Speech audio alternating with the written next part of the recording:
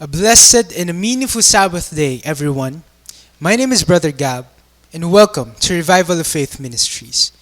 Thank you all for being here and for joining our Sabbath celebration this week. We are truly blessed to see all of you today. Palakpakan po natin ang ating amang Yahweh. Hallelujah! Praise Yahweh. So friends, we are celebrating the last Sabbath of May, and today we will discuss a very timely and significant topic that we all need to hear and understand, especially as followers and believers. In fact, ito po ay dapat nating malaman at maunawaan bilang mananampalataya dahil ito po ay pinapahalagahan ng ating amang Yahweh. Ito po ay nagiging daan sa lalong pagtatag at pagtibay ng ating pananampalataya at pagtitiwala sa Kanya. Today, friends, we will talk about waiting, o sa Tagalog, ang paghihintay. But before we start, please join me and let us humble ourselves as we open our message today with a prayer. Let us pray. Our most gracious and heavenly Father, Yahweh, we praise and thank you for this amazing and wonderful day.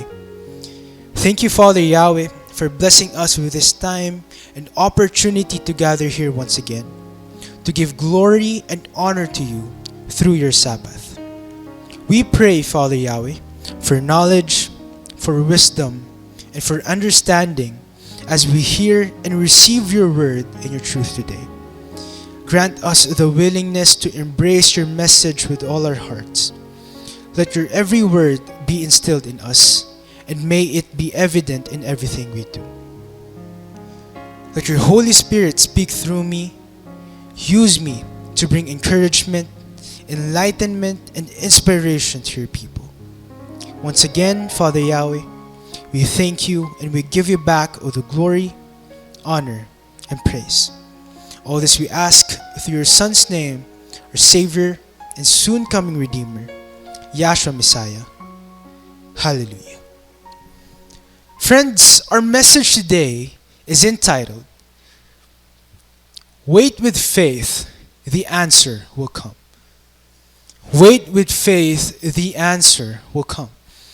O sa Tagalog po, maghintay ka ng may pananampalataya, darating ang kasagutan.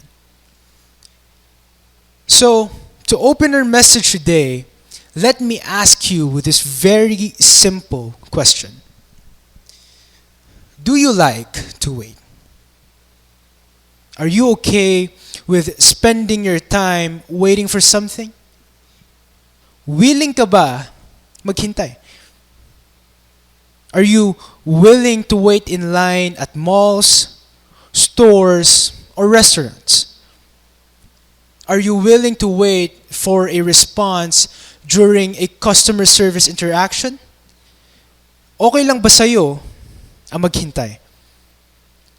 Because the truth is, a lot of people find it very challenging to wait. A lot of people consider waiting burdensome and difficult to do. Kaya po maraming tao ang ayaw maghintay. In fact, surveys suggest that around 70 to 80% of children and teenagers dislike waiting. And approximately 60 to 75% of adults are very hesitant to wait. And why is that? Bakit kaya maraming tao ang ayaw maghintay? Well, generally, people don't like to wait because it affects their time and productivity. Ayaw nilang maghintay dahil naniniwala sila na sasayang yung oras nila. But most people don't like to wait because for them, waiting entails negative feelings like boredom, annoyance, frustration, anxiety, and stress. Ibig sabihin po, ayaw natin maghintay dahil naiinip tayo, naiinis tayo, at nasistress tayo. But the truth is, whether we like it or not, waiting is part of our everyday life. Ayaw man natin o hindi, bahagi ng buhay natin ang maghintay. And in fact, waiting is an inevitable part of our life. Bahagi po ito ng bawat aspeto ng ating buhay. So regardless of age, gender, regardless of status and condition, waiting is a fundamental and recurring aspect of life. Ibig sabihin po, ito po ay patuloy at paulit-ulit nating nararanasan sa bawat aspeto ng ating pamumuhay. You see, waiting is an integral part of our human experience. No matter our age, culture, or background, everyone encounters waiting. It is a vital part of social interactions and even personal growth. Kaya naman, masasabi po natin na ang paghihintay ay mahalaga. You might not like it, you might not see it as something positive, but the truth is, waiting is imperative, beneficial, and important to us. Mahalaga po na tayo ay marunong maghintay, lalo na bilang mananampalataya. Like we said, waiting is vital to every aspect of our lives. And that includes our faith and spiritual life. Ang paghihintay ay mahalagang aspeto ng ating pananampalataya at buhay espiritual. And that's why, all throughout the scripture, we are reminded about the importance of waiting and being patient. Tayo po ay paulit-ulit na pinapaalalahanan na maghintay. And a good example is Hebrews chapter 10, verse 36. You must be patient, so you will please Yahweh and be given what He has promised. So, the passage is telling us that we must wait and be patient. Dapat daw po ay maghintay tayo at maging mapagtiis. You know why? Dahil ito daw po ay nakalulugod sa ating Amang Yahweh. Because waiting and being patient is pleasing to Yahweh. Kaya ang sabi po sa Colossians chapter 3 verse 12, Yahweh has chosen you and made you His holy people. He loves you. So your new life should be like this. Show mercy to others, be kind, humble, gentle, and patient. So, as Yahweh's chosen people, these traits and qualities must be seen from us. Bilang mga anak ng ating Amang Yahweh, dapat daw pong makita mula sa atin itong mga katangian na ito. At kasama po rito ang pagiging mapaghintay at mapagtiis. So, which means, as followers and believers, our Almighty Father Yahweh is expecting us to wait patiently. Ang gusto po ng ating Amang Yahweh, maging mapaghintay tayo. Yahweh wants us to wait patiently, especially for Him. Yan po ang gusto ng ating Amang Yahweh. Kaya ang sabi sa Psalm chapter 37 verse 7, surrender yourself to Yahweh and wait patiently for Him. Ano po ang sabi mga kaibigan? Surrender yourself to Yahweh and wait patiently for Him. Ibig sabihin po, we are not just commanded to submit and surrender ourselves to Yahweh, but we are also instructed to wait patiently for Yahweh.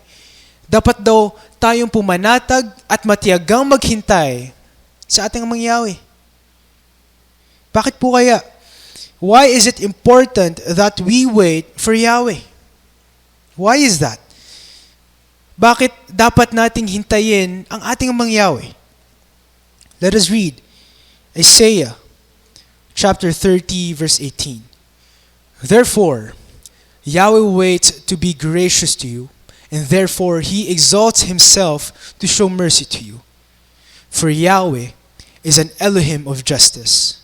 Blessed are all who wait for Him. Hallelujah. So friends, as followers and believers, we are commanded to wait patiently for our Almighty Father Yahweh, because it entails blessings. Pinagpapala po ng ating amang Yahweh ang mga naghihintay sa Kanya. Yahweh blesses those who wait patiently for Him. You see, friends, Yahweh loves us so much that He wants to grant us His favor and blessings. Gusto ng ating amang Yahweh mapasa atin yung Kanyang mga pagpapala. Ganun tayo kamahal ng ating amang Yahweh. And all we have to do is to wait patiently for Him. Ngayon, mga kapatid, let me ask you, as children of our Almighty Father Yahweh, can you honestly say that you wait patiently for Him? Matiyaga ka bang naghihintay sa ating mga Yahweh? Do you love our Almighty Father Yahweh enough to patiently wait for Him? O baka naman, ayaw mo naghihintay sa ating mga Yahweh? Baka naman, hindi mahalaga sa iyo ang hintayin ng ating mga Yahweh. Or maybe, you don't have the patience to wait for Yahweh. Friends, it's very clear that Yahweh wants our patience as we wait for Him. Ang gusto ng ating amang Yahweh, matiyaga tayo maghintay sa Kanya. But you know what? Friends, the truth is, because of the busyness of life, people are having difficulty finding time to wait on Yahweh. Yan po ang katotohanan, mga kapatid. Because of being too engaged and occupied with so many things, we often lack the time to wait on Yahweh. Dahil po sa dami ng ginagawa natin, hindi na natin nagagawang hintayin ang ating mga Yahweh. Nakakalungkot man, mga kapatid, pero yan po ang katotohanan. Especially when we are in challenging and difficult situations, we tend to be impatient. And as we face problems and trials in life, we also tend to lose the willingness to wait on Yahweh.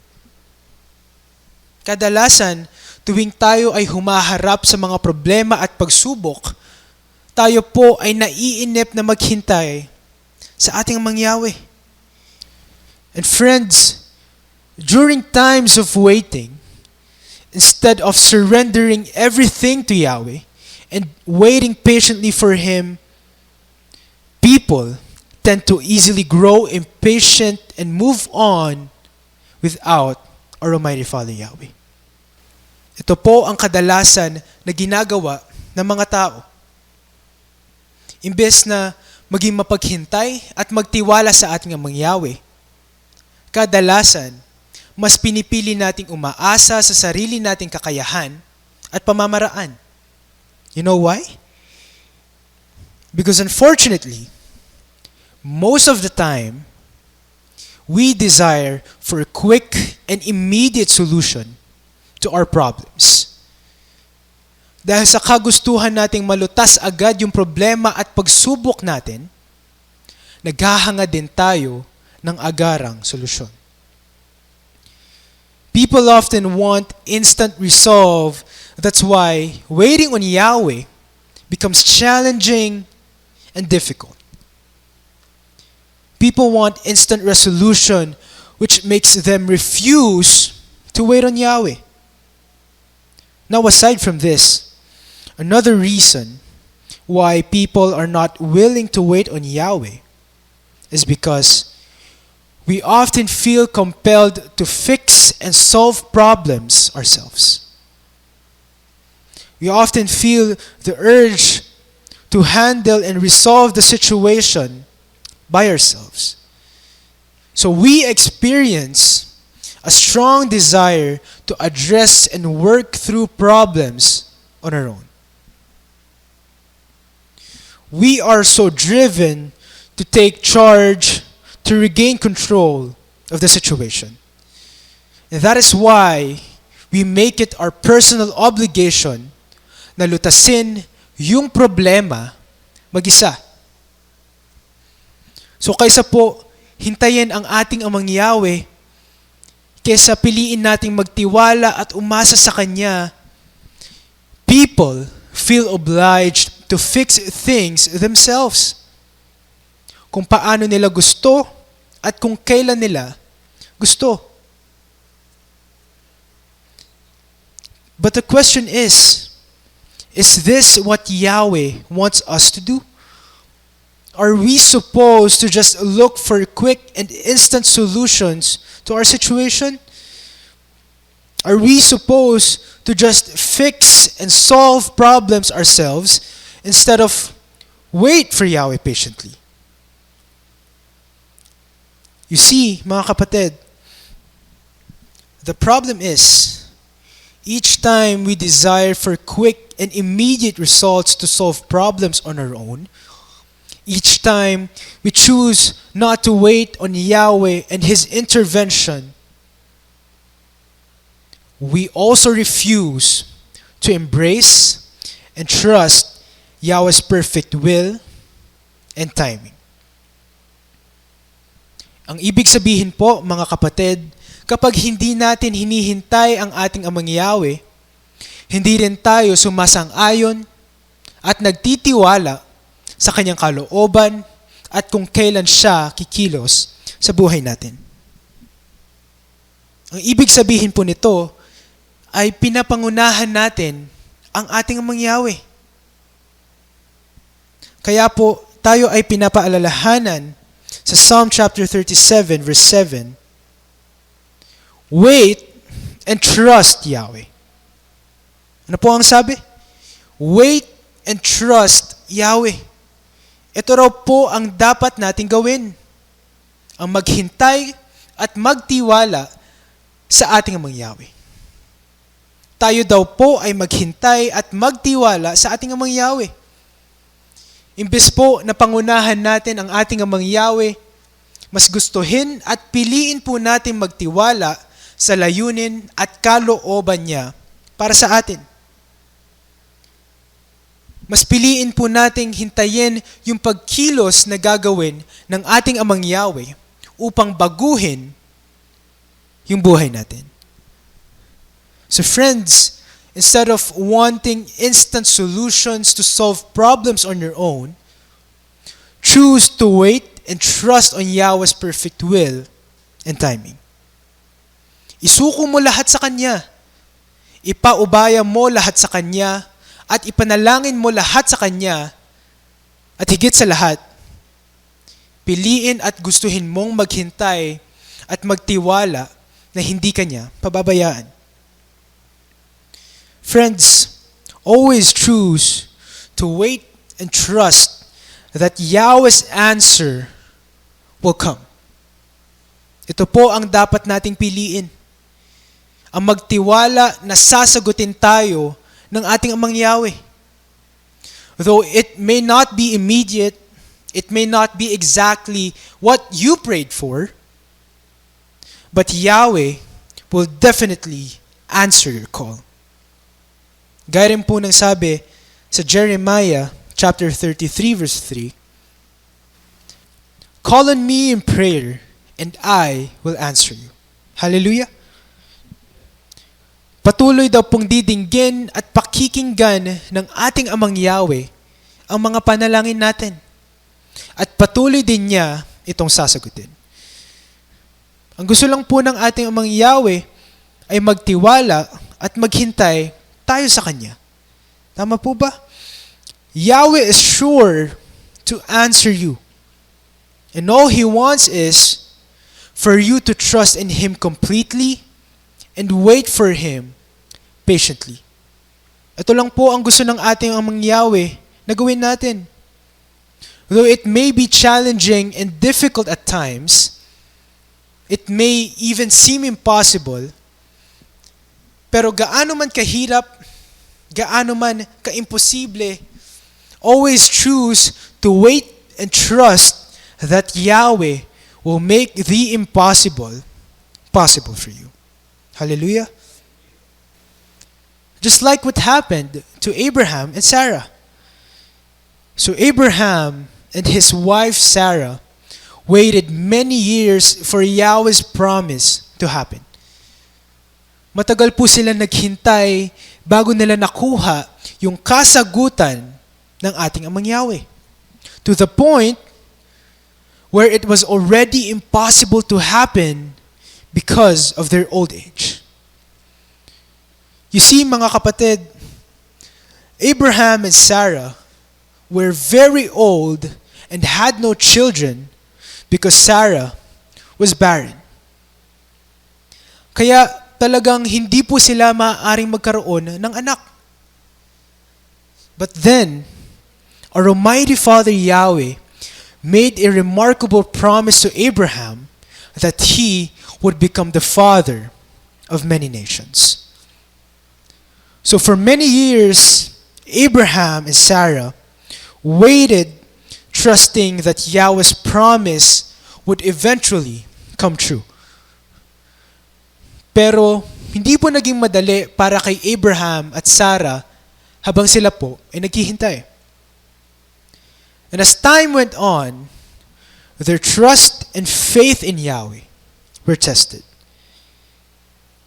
Abraham and Sarah experienced moments of doubt and frustration which led to them having doubts and becoming impatient. Kaya po talagang nasubok yung kanilang pagtitiwala at pananampalataya sa ating amang Yahweh. But despite all this, Abraham and Sarah continued to trust in Yahweh's promises and never fully abandoned their faith. Sinubok man yung kanilang pagtitiwala at pananampalataya, patuloy pa rin po silang naniwala at naghintay sa ating amang Yahweh. And that is why, after many years of waiting, Yahweh finally answered and fulfilled His promise to Abraham and Sarah. So, despite being a barren, and despite Sarah's old age of 90, she miraculously conceived and gave birth to their son, Isaac. So the thing is, it wasn't immediate, it wasn't instant, and it wasn't easy for them.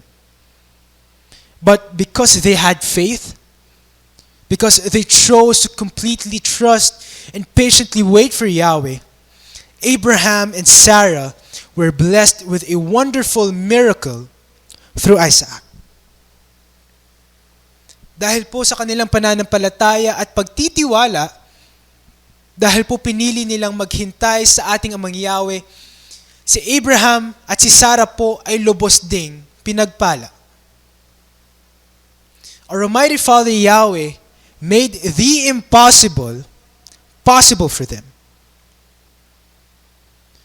So mga kapatid, the story of Abraham and Sarah is a strong reminder about the importance of waiting on Yahweh and His perfect timing.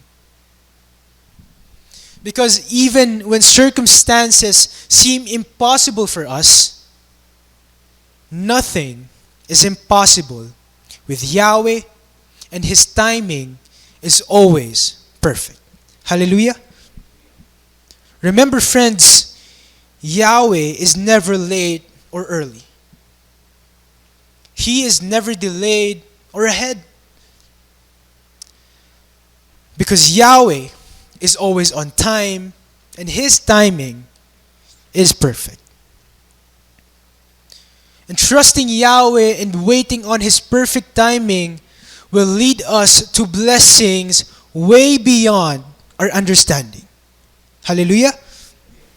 So, gaano man kahirap ang ating sitwasyon, patuloy na ipagkakaloob sa atin ng ating Amang Yahweh ang Kanyang mga pagpapala kung patuloy din tayong mananampalataya, magtitiwala, at maghihintay sa Kanya. Kaya po ang sabi sa Lamentations chapter 3 verse 25, Yahweh is good to those who wait for Him. He is good to those who look for Him. Hallelujah. Friends, the passage is telling us that Yahweh's goodness is upon those who seek and wait for Him. Ang kabutihan daw po ng ating Amang Yahweh ay nasa mga naghahanap at naghihintay sa Kanya. At kasama po roon sa kabutihan ng ating Amang Yahweh yung Kanyang mga pagpapala. And you know what, friends? Our Almighty Father Yahweh wants us to experience His goodness in our lives. Ang gusto ng ating Amang Yahweh, mapasa atin yung Kanyang mga pagpapala. So, our question is, are you truly seeking and waiting on Yahweh? Hinahanap mo ba ang ating Amang Yahweh sa buhay mo? Hinihintay mo ba ang ating Amang Yahweh, lalo na tuwing ikaw ay dumaranas ng mga pagsubok? Ito ba ang ginagawa mo? Do you believe that Yahweh is always on time? Do you trust Yahweh's timing? Or do you easily lose faith in Yahweh when your prayers are still not answered? Baka naman, mga kapatid, nawawala yung tiwala at pananampalataya mo sa ating Amang Yahweh kapag hindi pa niya sinasagot yung mga panalangin mo. Mga kapatid, mga kaibigan, malinaw po na ang mga naghihintay sa ating Amang Yahweh ay pinagpapala niya. So the question is, how can Yahweh's blessings be upon you if you don't wait for Him and you don't trust His timing?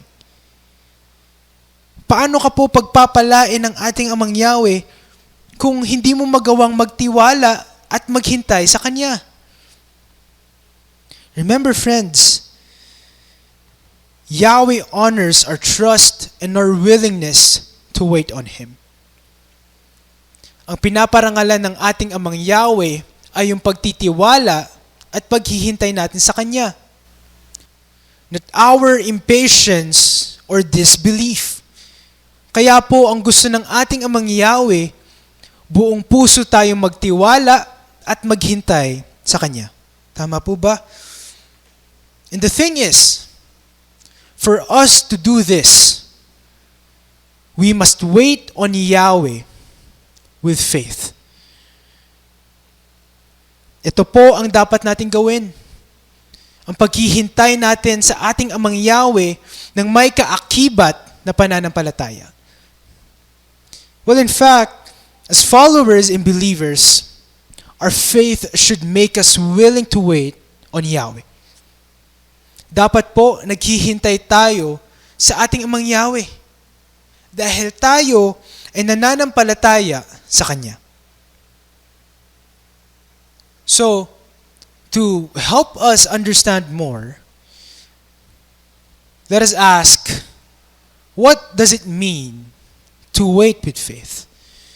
Ano po kaya ang ibig sabihin ng paghihintay na may kasamang pananampalataya? So a simple definition of waiting with faith is continuously believing and depending on Yahweh even when experiencing uncertainty or delay. Ibig sabihin po, patuloy tayong naniniwala at umaasa sa ating Amang Yahweh na ibibigay niya yung mga pinapanalangin natin kahit walang katiyakan o kasiguraduhan. Friends, waiting with faith means completely trusting that Yahweh's plan is good and that He will fulfill His promises to us in His own time. Ibig sabihin po, tayo ay nagtitiwala na ang plano ng ating Amang Yahweh para sa atin ay ganap at mabuti at ito ay tutuparin niya sa kanyang tinakdang panahon. So waiting with faith is about having an attitude of expectancy, believing that Yahweh will move in your life in ways that aligns with His will. Ibig sabihin, naniniwala at umaasa tayo na kikilos ang ating Amang Yahweh sa buhay natin ayon sa kanyang kalooban. So now, given all this, our question is, why is it important that we wait with faith? Bakit po kaya mahalaga na yung paghihintay natin sa ating Amang Yahweh ay may kasamang pananampalataya? Well, the thing is, waiting on Yahweh should not be passive or idle. Ulitin ko po mga kapatid, waiting on Yahweh should not be passive or idle. Which means, trusting and relying on Yahweh is not supposed to be inactive. Hindi po dapat ganoon mga kapatid. Hindi po basta lang aasa at maghihintay sa ating Amang Yahweh pero wala tayong gagawin. You see, we don't just sit down and do nothing after we pray and ask Yahweh for something to happen. Hindi po ganon ang paghihintay sa ating Amang Yahweh. Hindi po ganon ang pagkakaroon ng tiwala sa Kanya. That is not how our Almighty Father Yahweh wants us to wait for Him. Kaya po mga kapatid, it is imperative that we wait on Yahweh with faith because we also need to do something as we wait. Habang tayo po ay naghihintay sa ating Amang Yahweh, meron din tayong dapat gawin. Ano po ba ito? What are we supposed to do while waiting? Mababasa po natin ito sa Psalm chapter 37, verse 4. Wait for Yahweh and keep His way, and He will honor you by giving you the land. So friends, the passage is telling us that while waiting for Yahweh, we are to keep His way. Habang tayo daw po ay naghihintay sa ating Amang Yahweh, dapat daw nating sundin yung Kanyang pamamaraan. So it means, as we wait for Yahweh, we are to live a life that pleases Yahweh by following His word, obeying His laws, and living out His commands. Ang ibig sabihin daw po, habang hinihintay natin ang ating Amang Yahweh, dapat po ay patuloy din tayong sumusunod at namumuhay ng naaayon sa Kanya. Tama po ba? And that is where our faith comes in. Ito po ang rason kung bakit mahalaga na may kasamang pananampalataya yung paghihintay natin sa ating Amang Yahweh. Because our faith will make us do all this. Our faith will make us keep Yahweh's way. Our faith will make us obey Yahweh's word and commands. Dahil po sa pananampalataya natin, patuloy tayong susunod sa ating Amang Yahweh kahit hindi pa po napapasa atin yung mga pinapanalangin natin. And if we do this, mga kapatid, Yahweh promised to honor us and grant upon us His favor and blessings. Hallelujah. That is why, if you think that you are still waiting for Yahweh to answer you, kung ikaw ay may hinihintay na kasagutan mula sa ating Amang Yahweh, I encourage you to wait on Yahweh obediently. Habang naghihintay ka, patuloy kang magtiwala sa ating Mang Yahweh. Habang naghihintay ka, patuloy mong panghawakan yung mga pangako niya. At higit sa lahat, habang naghihintay ka, patuloy kang sumunod sa ating Mang Yahweh. Friends, wait on Yahweh with utmost obedience. Wait on Yahweh with an obedient heart. Huwag kang maiinip. Huwag kang hihinto.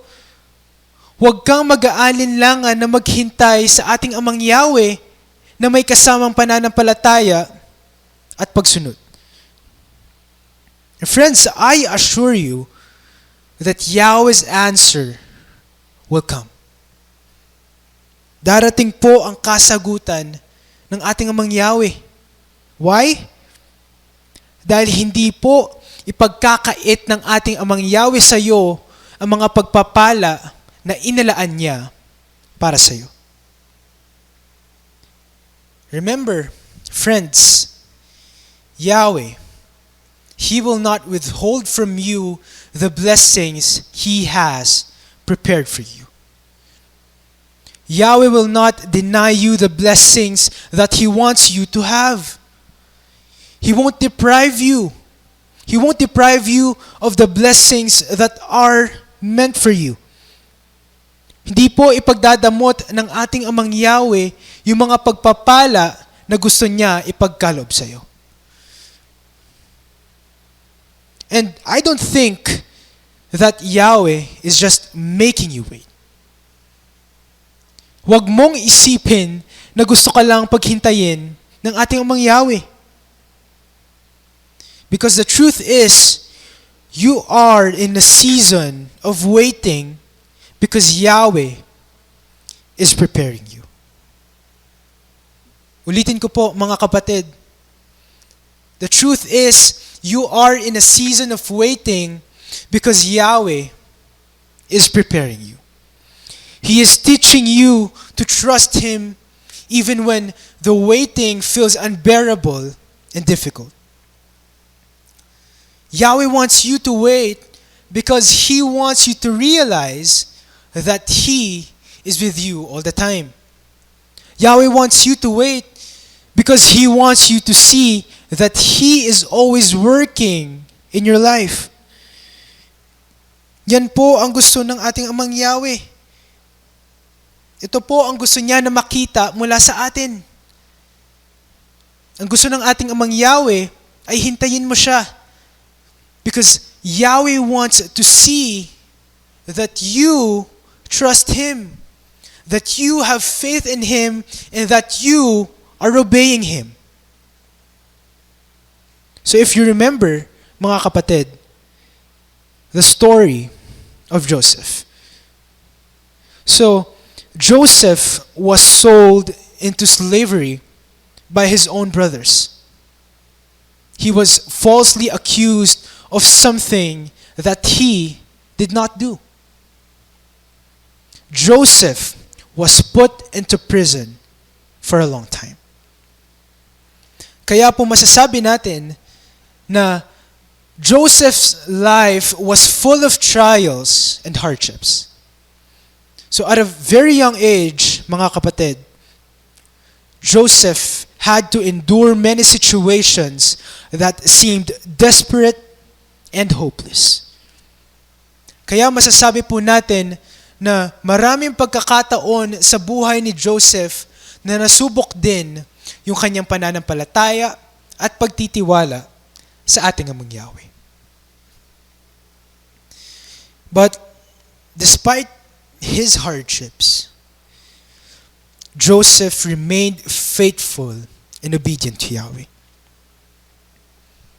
Sa kabila ng mga kahirapan at pagsubok na dinanas ni Joseph, siya po ay nanatiling tapat at siya po ay patuloy na sumunod sa ating Amang Yahweh. Hallelujah! So friends, despite being in a desperate and hopeless situations, despite all his sufferings, Joseph continued to trust and waited for Yahweh to help him and save him. So gaano man po kahirap yung naging sitwasyon ni Joseph, gaano man katagal yung kanyang paghihintay, hindi nawala yung pananampalataya at pagtitiwala ni Joseph sa ating Amang Yahweh. Friends, Joseph patiently waited on Yahweh with utmost faith and obedience. At kaya naman, si Joseph po ay hindi pinabayaan ng ating Amang Yahweh. At mababasa po natin that Joseph was blessed because Yahweh was with him. And in fact, Yahweh made Joseph rise to power and put him second in command in Egypt. So, if we think about it, our Almighty Father Yahweh could have just help Joseph and free him from being imprisoned. Tama po ba? Pwede naman po gawin yon ng ating Amang Yahweh kay Joseph. At kung iisipin natin, pwede namang palayain na lang ng ating Amang Yahweh si Joseph mula sa bilangguan. Tama po ba? But the thing is, Yahweh did so much more for Joseph. Hallelujah! Dahil po sa kanyang pananampalataya, pagtitiwala at paghihintay sa ating Amang Yahweh, si Joseph po ay lubos na pinagpala. Our Almighty Father Yahweh blessed Joseph tremendously. So friends, what happened to Joseph is a strong reminder that even in times of suffering and uncertainty, our response should always be to wait with faith and obedience to Yahweh. Sa panahon man ng kahirapan at walang kasigaruduhan, patuloy po tayong magtiwala at maghintay sa ating Amang Yahweh ng may pananampalataya at pagsunod. Hallelujah! So kahit hindi po natin lubos na maunawaan ang mga nangyayari, kahit hindi po natin alam kung gaano tayo katagal maghihintay, gustuhin at piliin pa rin natin maghintay ng mayroong pananampalataya at pagsunod sa ating Amang Yahweh. Because our Almighty Father Yahweh knows what's best for us. Alam po ng ating Amang Yahweh ang mabuti para sa atin. And His plans are way better than our plans. And His timing is always perfect. Our Almighty Father Yahweh's timing is always perfect. And that is why, just like Joseph, never lose hope. Never lose faith. Put your trust and confidence in Yahweh all the time. Always wait on Yahweh patiently. Always wait on Him faithfully and obediently. And I assure you, mga kapatid, the answers you seek will follow. Hallelujah! Kaya po ang sabi sa Psalm chapter 27 verse 14, wait for Yahweh. Be courageous and let your heart be strong. Wait for Yahweh. So the passage is telling us that as we wait for Yahweh, we are to be strong and of good courage. Sa ating paghihintay sa ating Amang Yahweh, dapat daw po tayong magpakatatag at magpakatibay. Because whether we like it or not, There will be trials and challenges while we wait on Yahweh. And our trust, our faith, and obedience to Yahweh will be tested. Lahat po ito ay susubukin habang patuloy nating hinihintay ang ating Amang Yahweh. Friends, waiting on Yahweh is not always easy. Ang paghihintay po sa ating Amang Yahweh ay hindi madali. But the thing is, with Yahweh's help, we will be able to endure everything if we wait in the knowledge that Yahweh knows our situation, He cares for our needs, and He is good to the end. Remember, mga kapatid, waiting is not Yahweh's delay or rejection. Waiting is not Yahweh's way of telling us that we are not important. Waiting is not Yahweh's way of denying us of what we pray and ask from Him. Friends, for Yahweh, waiting is a period of growth.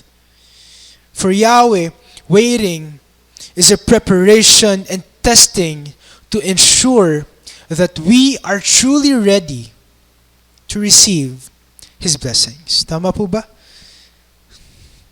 Kaya mga kapatid, kung ikaw man ay nasa panahon ng paghihintay, patuloy mong hintayin ang ating Amang Yahweh ng may pagsunod.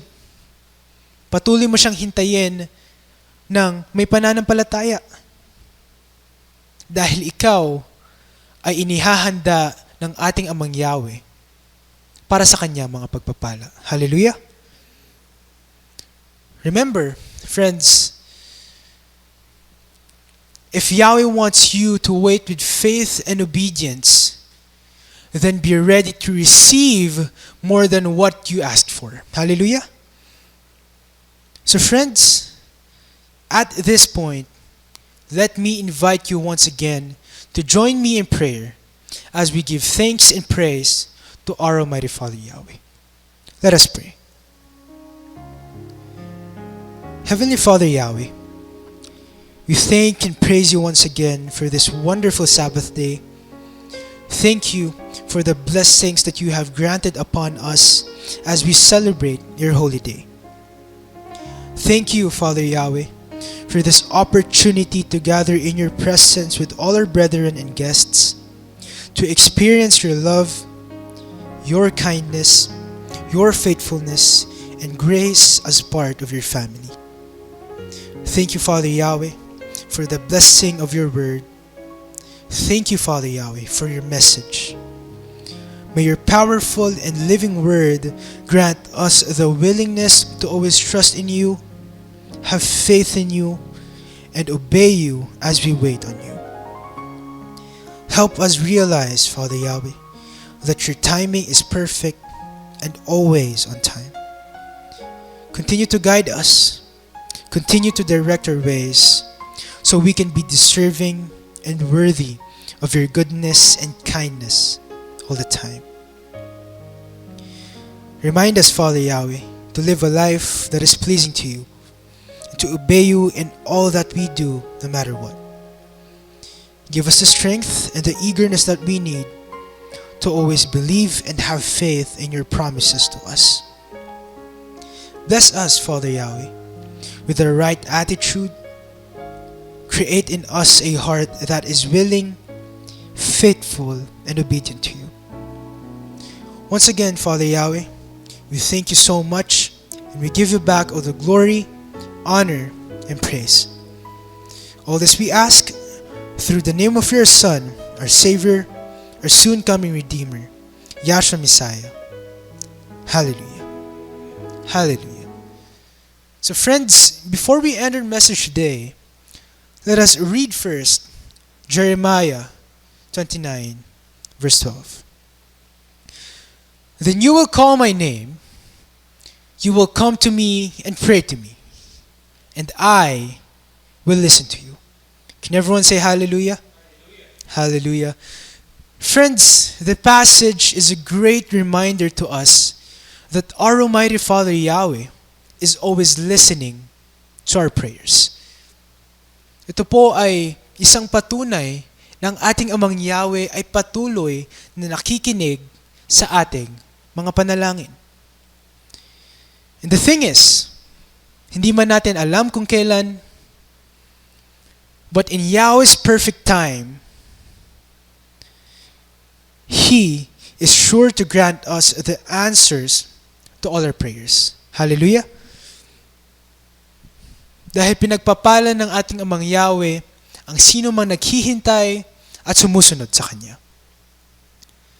So mga kapatid, if you think that Yahweh is being quiet, if Yahweh is being distant, or if you feel that Yahweh is not answering your prayers, always remember that Yahweh wants you to patiently wait on Him with utmost trust, faith, and obedience.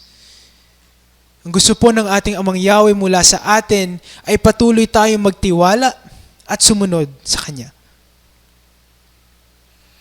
Huwag kang maiinip, huwag kang hihinto, at huwag kang mag-aalinlangan na maghintay sa ating Amang Yahweh ng may pagsunod at pananampalataya. Because friends, at this very moment, our Almighty Father Yahweh is already sending you the answers to your prayers. At this moment, mga kapatid, great and amazing things are already happening in your life. Kaya magtiwala ka lang, manampalataya ka lang, sumunod ka lang, at maghintay ka lang sa ating Amang Yahweh.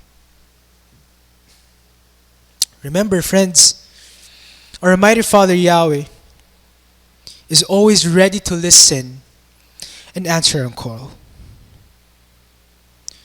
That's why, through our trust, through our faith and obedience to Yahweh, let us make sure that we are always deserving of all the great and amazing blessings that Yahweh has prepared for us.